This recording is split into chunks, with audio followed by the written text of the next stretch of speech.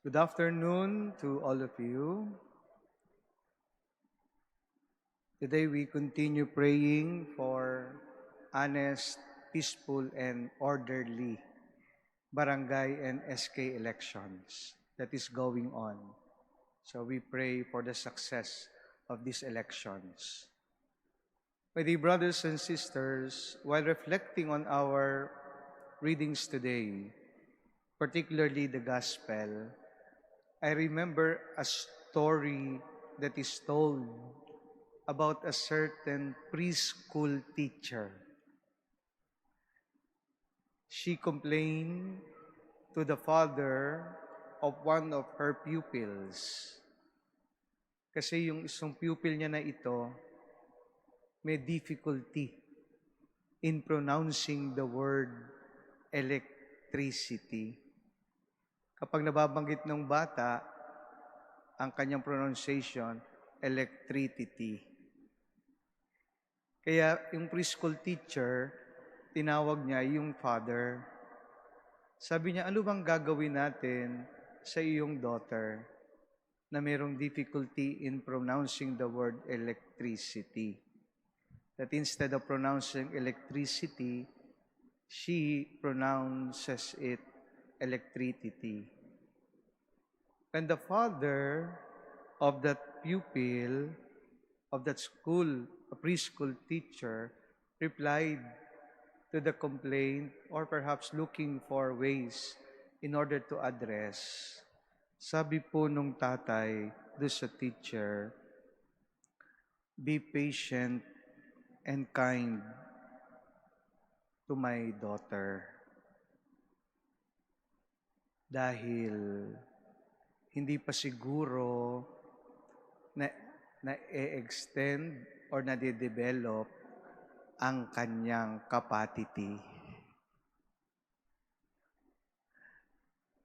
The girl must imitated how her father pronounced some words. Because the fathers said to the teacher, hindi pa nadidevelop ang capacity ng aking anak. That instead of saying capacity, the father also pronounced capacity.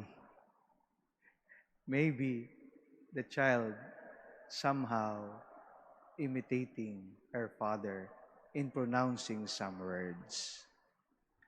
This is just a story, but a good point that there are times that actually many times we want to imitate God. Di ba? Gusto nating gayahin ang Diyos. At maraming pamamaraan. To imitate God is to be kind to one another, compassionate, forgiving, and lead a moral life. If you look at the gospel for today, Jesus shows the image of God as kind and compassionate by besetting the woman free from her 18 years of infirmity.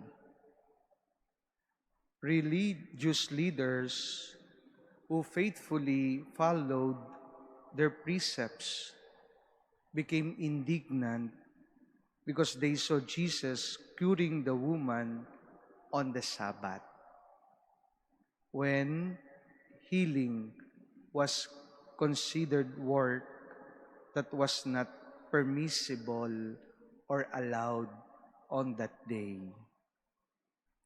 Their legalism made the religious leaders appear unkind and insensitive to the mercy of God. Jesus' kindness restores human dignity and is worthy of imitation. My dear brothers and sisters, what is so special with the number 18 mentioned in the Gospel? In the Greek tradition, those numbers were translated as 10 and 8 years. The number 10 represents the 10 commandments. And the 8 represents grace. As the day of resurrection is often called the 8th day.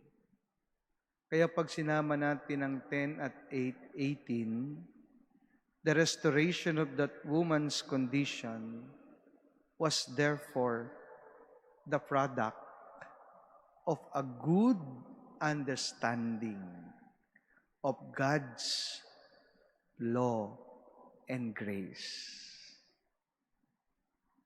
Therefore, kindness and deep understanding of the law are two Christian virtues worthy of imitation.